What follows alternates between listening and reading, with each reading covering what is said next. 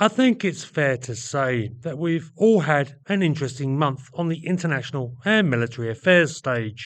Iran, Israel, Thailand. Thailand, you know, the skirmish between the Thai and Cambodian army with at least one killed. Now a possible coup against the Thai Prime Minister? No? Well, I'll leave you to look that up. These are just a tiny fraction of the examples of some of the stuff that's been going on. And today I want to talk about another event that has caused a bit of a hoo-ha on the international stage recently. The United States once again stopping arms deliveries to Ukraine. And I want to talk about this because potentially this is the big one. And yes, I'm including the US strikes on Iran's nuclear facilities in that as well.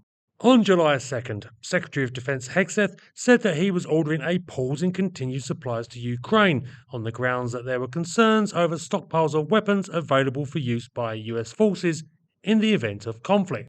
He has ordered a full inventory of American military munitions be compiled worldwide to ensure that the weapons currently being shipped to Ukraine are not needed elsewhere, and if so, those weapons should be diverted back into the US military's logistics chain. That would appear fair enough, right?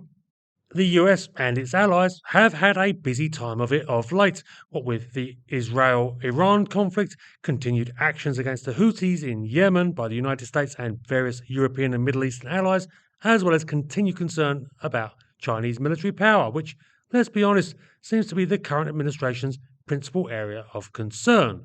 With the US generously supplying considerable quantities of military equipment and munitions to Ukraine as well over the last few years, well, perhaps the cupboard could be a little bare and in need of restocking.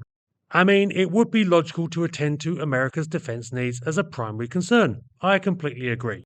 The problem is, when you actually look at the stuff that's being held up, that argument doesn't really hold up especially well. So let's go through what exactly this decision has held up for delivery to Ukraine. For starters, this stuff is all currently held up in warehouses in Poland awaiting forwarding. It has all long been scheduled for sending, the money for it effectively being spent already. So, as I understand it from a legal point of view, Secretary Hegseth may be pushing the bounds of legality because Congress has already cleared this and they control the money. But I'll admit, US constitutional law isn't my wheelhouse, so I might be entirely wrong on that. What I will say is that quite a lot of this stuff is old. As in, if it wasn't getting sent to Ukraine, it would all be getting used up on test firings or, more likely, scrapped, which would have to be paid for. Take, for example, the first item on the list. 92 AIM-7 Sparrow missiles. Now, I am pretty sure that these are the air-to-air variant, which hasn't been used by the US military since maybe the 1990s, 2000s at latest, I think. Indeed, I'm not sure the United States have any aircraft still in service capable of using the Sparrow. As in, theoretically, yes, they could, but I don't know if any current US service aircraft would have the software-hardware interfaces still integrated that would allow them to use this missile. Honestly, I am actually surprised that the US has any lying around at all. But I believe it is compatible with the F-16s supplied to Ukraine by European nations and possibly some of their tweaked surface-to-air missile launchers, so, though positively ancient by modern standards, the Ukrainians could certainly utilise these as better than nothing. The second item on the held list is 125 AT-4 single-shot anti-tank rockets. Well, something like 600,000 of these have been made, admittedly not all by America, but I don't believe for a second that this weapon is in short supply in the United States.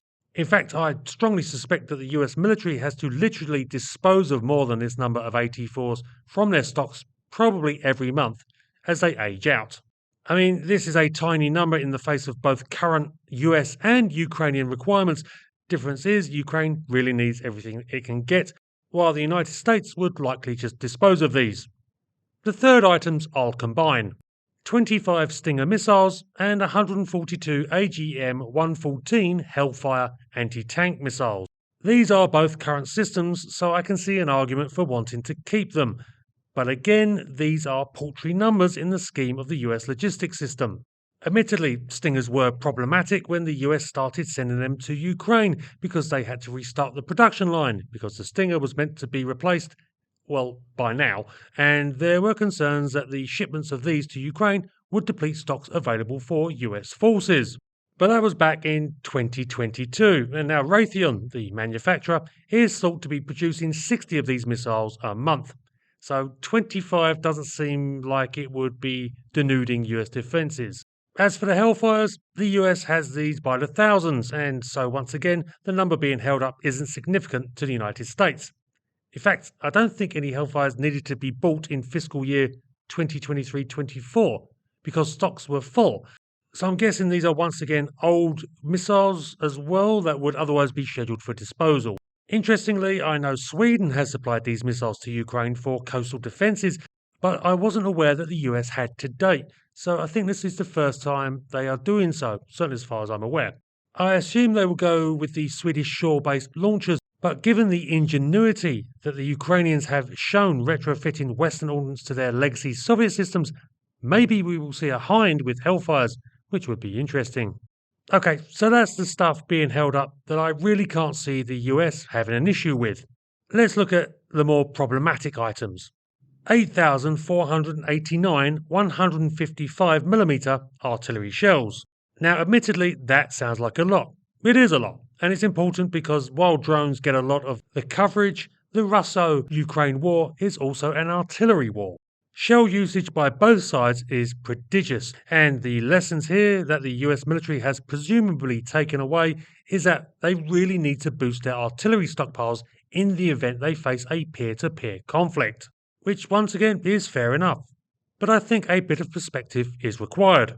Again, back in 2022, there was some alarm that the US Army had depleted its stocks of shells with deliveries to Ukraine, and these were genuine concerns.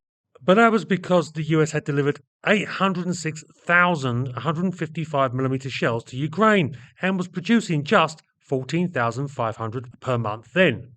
This isn't 2022 anymore. The US has been ramping up production since then, and the stated goal was that by October 2025, the US would be producing 100,000 shells a month. Now, the program has fallen behind schedule, and the US Army says they hope to achieve that goal by summer 2026. So at the moment, they are only making about 40,000 shells a month, which means the number being held up represents less than a week's current production by the United States. Okay, how about the more complex high-tech items which are absolutely frontline equipment with the US military? Well, the final two items being held do meet that requirement. GMLRS artillery rockets and Patriot PAC-3 surface-to-air missiles. Okay, so the GMLRS is a critical US Army asset, without doubt, and has proven hugely effective in Ukraine, being used by the M142 HIMARS and the M270 MLRS rocket launcher. Understandably, the US military doesn't want to risk running short of those, and indeed thousands of these munitions have been sent to assist Ukraine by America and various European allies who also use the systems. Currently, manufacturer Lockheed Martin makes 10,000 of these rockets a year and is expanding the line with the aim to produce 14,000 per annum by 2027-28 and by making up to 19,000 GLMRS by 2032. Being held in Poland on the frozen shipment is 252 GLMRS rockets. That's 9 days of current production. Okay, so the final and arguably most controversial item, Patriot missiles. Now these have been seeing a lot of use of late. On top of being used by Ukraine against Russian missile attacks on their cities, they have been utilised by the US and Gulf Arab allies to defend against the recent attacks on US bases in the Middle East in retaliation to the US bombing of Iran's nuclear facilities. Patriots have likely seen heavy usage with the Israelis, defending their cities from Iranian ballistic missiles and drone attacks in the last month as well. So yes, I suspect that a lot of Patriots have been expended in the last month and will need replenishment quite urgently. In the Polish warehouses, there is apparently a total of 30 PAC-3 missiles being held. I'm going to be honest. That isn't going to make much of an impact on the numbers that I suspect will have been used by the US, Israelis and Gulf Arabs in the recent fighting. But it will make a difference in stopping at least some of the missile attacks taking place regularly on Ukrainian cities. Oh, and if you're wondering how many PAC-3 Patriots get made every year, in 2024, Lockheed Martin produced 500 of them, and they expect to increase that to more than 600 this year. And that is it. the munitions currently being held up from delivery, all sitting there already paid for. So, having picked through the details, I'm going to have to say that they don't seem to be of critical, nor indeed actually great importance at all, to US national stocks. Of course, maybe I'm wrong, and the United States Air Force has decided that they made a terrible mistake in scrapping the Sparrow missile all those years ago. And naturally, the same old mantra of we don't want to pay for the war will be repeated by those who don't want to see continued support for Ukraine. Fair enough, I get that too. But that wasn't the reason given for the delay by the Pentagon, was it? And this is why I am saying that this action is arguably one of the most significant events to be occurring in international relations right now. There have been a whole range of accusations on social media as to the reasons and motives for this hold-up, often accusing specific people for the decision. Honestly, I can't say who has made this call nor why. What makes this an important action is the impact it has on the United States' international standing. In March, the United States froze weapon deliveries for the first time. Back then, the stated reason was to encourage peace negotiations, but it was generally recognised as being a tactic to pressure Ukraine into conceding on rights to mineral exploitation in the country for American companies, and to pressure NATO allies into increasing their spending budgets on defence. And it was ultimately successful generally in that, even if you can argue over the morality of the method. But this latest freeze appears to be for ideological reasons and to generate headlines for the current administration's MAGA base. Once again, an understandable motive, but very much one that is only looking at the small picture. President Trump and his administration are very big on splashing headlines about how strong America is, particularly after the raid on Iran's nuclear facilities. But in the big picture, on the international stage, America, quite frankly, looks like a flake. They don't honour their international agreements, which makes them at best unreliable, at worst untrustworthy. Which is why this event, over a fairly small quantity of munitions, is such a big deal. Allies and friends of the US are already making moves to shield themselves from the fickleness of American policy, most notably in defence and economic fields. Actions like this halting of aid will further encourage the international community to speed up the decoupling from the US, which, to be honest, is a phrase I never thought I would ever say, but here we are. Essentially, the United States is throwing away their international reputation for opinion poll points. And reputation is one of those things that, once lost, takes a long, long time to get back.